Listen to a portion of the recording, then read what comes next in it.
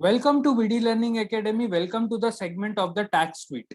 In the previous video, we have gone through the debit note and the credit note related to the B2B customers. B2B customers यानी कि सामने वाले के पास भी GST number है, हमारे पास भी जीएसटी नंबर है।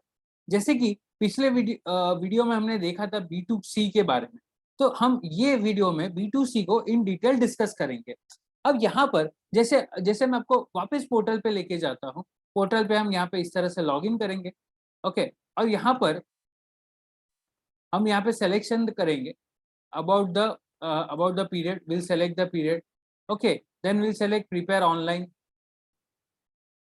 ओके सो हमने अभी तक दो बॉक्स देखे कैसे फिलअप करने हैं। Box number 1 B2B and this particular box of debit note and credit note related to the registered dealer. Okay now B2C, अब ये B2C लार्ज है एंड B2C अदर्स है, तो हम दोनों को एक साथ देख लेते हैं यहाँ पे एक प्रेजेंटेशन के साथ।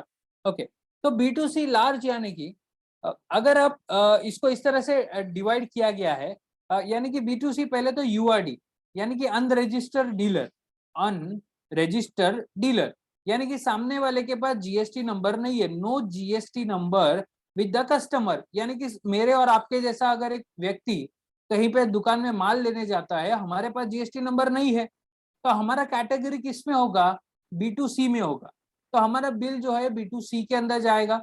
ओके अब यहाँ पर ऑप्शन ये है कि B2C लार्ज में जाएगा या B2C अदर्स में जाएगा।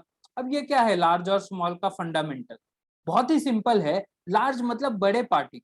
ओके यानी कि अगर समझो मैं एक स्टेट में रहता हूँ, मैं दूसरे स्टेट में माल बेचता हूँ और वो कस्टमर है, कस्टमर यानी कि उसके पास जीएसटी नंबर नहीं है, वो रजिस्टर्ड डीलर नहीं है, ठीक है। और गुड्स का वैल्यू सॉरी द गुड्स का जो इनवॉइस वैल्यू है, जो हमने माल बेचा है उसका इनवॉइस वैल्यू अगर 2.5 लाख के ऊपर है, okay if it is about 2.5 lakh then it is termed under B2C large. यानी कि बहुत ही सिंपल लॉजिक है, एक तो वो इंटर स्टेट ट्रांजेक्शन होना चाहिए, यानी कि स्टेट के बाहर हम किसी को बेच रहे और उसका इनवॉइस वैल्यू 2.5 लाख के ऊपर है।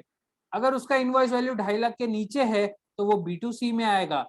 अगर हम with in the same state कितना भी बड़ा ट्रांजेक्शन करते हैं तो हमेशा हमेशा B2C अदर्स के अंदर ही आएगा।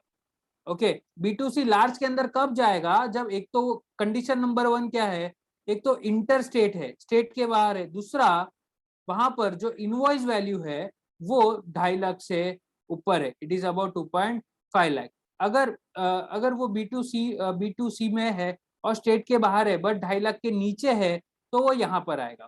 तो यहाँ पर इतना आपको याद रखना है फंडामेंटली, B2C लार्ज में inter state transaction about 2,50,000, inter state transaction below 2.5 lakh and all intra state मतलब within the same state आया, यानी कि एक ही स्टेट के अंदर खरीदार और लेनदार है, तो आपको कोई यहाँ पे सोचने की जरूरत नहीं है, वो डायरेक्ट यहीं पे आएगा। बस स्टेट के बाहर है तो देखना है कि इनवॉइस 2.5 लाख के ऊपर है तो यहाँ पर आएगा, अगर 2.5 लाख के नीचे है तो यहाँ पर आएगा।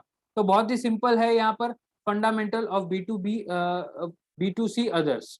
Okay B2C large and others. तो अभी इसका बॉक्स कैसा फिलअप करना है, लेट्स चेक। तो यहाँ पे सेम वे में आपको ऐड रिकॉर्ड करना है। अब यहाँ पे सामने वाले का जीएसटी नंबर नहीं है, तो यहाँ पे बहुत ही सिंपल है कि सामने वाला कौन से स्टेट में है, तो यहाँ पर मैं सामने कोई भी एक स्टेट ले लेता हूँ। इनवॉइस नंबर हम यहाँ पे फिलअप कर देंगे। ओके कौन से डेट पे आपने इनवॉइस बनाया था तो वो भी हम यहाँ पर फिलअप कर देंगे, will fill up that as well. Okay total invoice value यानी कि टोटल इनवॉइस के साथ यहाँ पर वैल्यू आएगा, तो समझो 3,72,000 let suppose. Okay total invoice value और 3 लाख का समझो माल बेचा था। ओके सो ये इस तरह से यहाँ पे डिटेल्स हमें फिलअप करना। Over year it will come 3,54,000। 3 lakh का माल है, बाकी का 18% जीएसटी है, तो 3,54,000। Okay then will do the save part. Okay यहाँ पे सेव हो गया, तो ये B2C अदर्स हो गया था। अब यहाँ पर लार्ज हो गया था। अब यहाँ पे अदर्स देखते हैं हम लोग, लेट्स सी अबाउट अदर्स। बहुत ही बेसिक है, यहाँ पर भी आपको यहाँ पे सिलेक्शन करना है। Okay add record. अब यहाँ पर है ना आपका काम और कम हो जाएगा, यहाँ पे इनवॉइस वॉइस डिटेल नहीं देना, यहाँ पे आपको कंसोलिडेटेड फिगर्स देना है। कंसोलिडेटेड फिगर्स मतलब पूरे महीने में आपने स्टेट के अंदर या B2C स्मॉल के अंदर या B2C अदर्स के अंदर आपने कितने का ट्रांजेक्शन किया। ओके, तो स्टेट का नाम, ओके, तो सेम स्टेट होगा तो आप सेम स्टेट का नाम सेलेक्ट करोगे और टोटल टैक्सेबल वैल्यू एंड उसका GST रेट।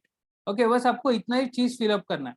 तो देखो दोनों में बेसिकली फंडामेंटल तो ये भी फर्क है, ये तो फर्क है ही, प्लस यहाँ पर आपको इनवॉइस वाइज डिटेल देना है, यानी कि हर एक इनवॉइस का डिटेल देना है। यहाँ पर स्टेट वाइज, यानी कि स्टेट ए में, स्टेट बी में, स्टेट सी में, हर एक स्टेट में कंसोलिडेटेड फिगर्स देना है।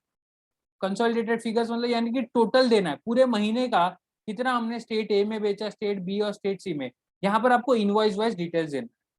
तो ये थोड़ा सा डिफिकल्ट है, आपको स्टार्टिंग में डिफिकल्ट लग सकता है। ये वीडियो को जरूर 2 बार देखिए और प्लीज लाइक कीजिए, शेयर कीजिए, सब्सक्राइब कीजिए, काफी मैक्सिमम लोगों तक हमारे वीडियोस को पहुंचाइए कि वो भी एडुकेट हो सके।